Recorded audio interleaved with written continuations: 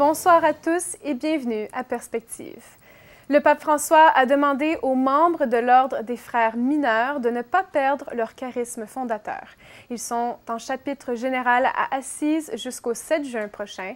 À l'occasion, environ 200 franciscains se sont rendus au Vatican ce matin pour une audience avec le Saint-Père.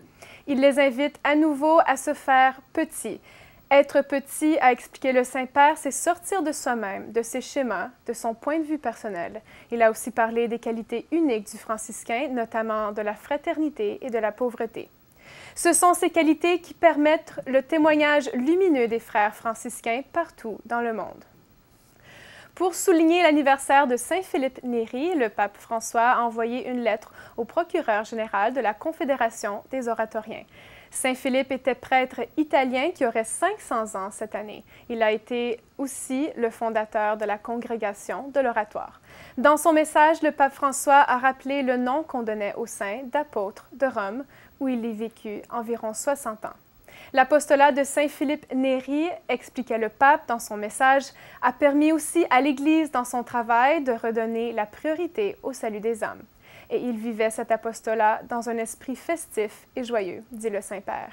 Mais cet état permanent, poursuit le Saint-Père, exige de vous, fils spirituel de Saint Philippe Néri, que vous ne vous contentiez pas d'une vie médiocre. Puis, les portes de l'église Saint-Jean-Baptiste à Québec sont désormais fermées depuis dimanche dernier au grand public pour un temps indéterminé. Une dernière messe a été célébrée en la fête de la Pentecôte. Elle a rassemblé environ 2000 personnes et a été présidée par le curé de la paroisse, l'abbé Pierre Gingras. Le cardinal Gérald Cyprien Lacroix a exprimé son union aux paroissiens dans la prière. On avait annoncé la fermeture de l'Église, héritage culturel et religieux de Québec, le 6 mai dernier. En raison de coûts d'entretien trop élevés, on attend maintenant de savoir ce qu'elle adviendra. L'Église a été construite en 1884. Suite à la décision de la Cour suprême du Canada d'accorder le droit à l'aide médicale à mourir le 6 février dernier, le gouvernement a entamé des consultations publiques qui serviront de base à la nouvelle législation.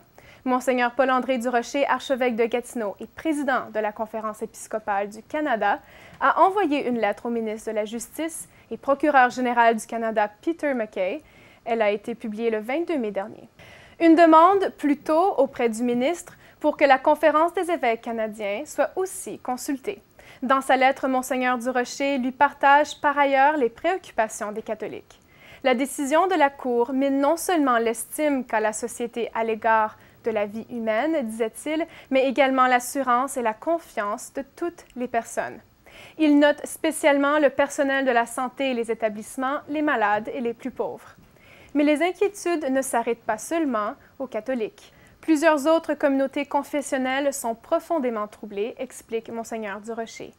En permettant aux évêques du Canada de faire partie des consultations, on donnerait une voix à la vie et une protection complète, poursuit-il, des droits et libertés de conscience des travailleurs et gestionnaires de la santé. En Syrie, jeudi 21 mai dernier, on a annoncé l'enlèvement d'un prêtre syriaque catholique, le père Jacques Mourad. Il accueillait des réfugiés dans un monastère à Karyatan, juste en dehors de son diocèse à Homs. Il a été pris en otage dans son monastère après avoir partagé à des amis ses préoccupations de l'arrivée des djihadistes de l'État islamique à l'intérieur de la ville. Selon un ami du père Mourad, le père Ziad Hilal, la panique monte dans la région depuis la progression des djihadistes, a-t-il expliqué au micro de Radio Vatican. Ne manquez pas ce soir une nouvelle émission des Échos du Vatican avec Charles Le Bourgeois, tout de suite après Perspective. Merci d'avoir été avec nous. À la prochaine.